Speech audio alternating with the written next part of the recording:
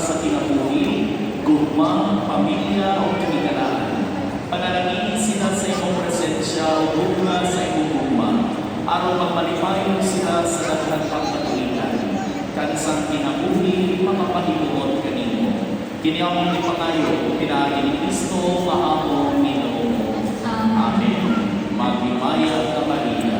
Natulog ka sa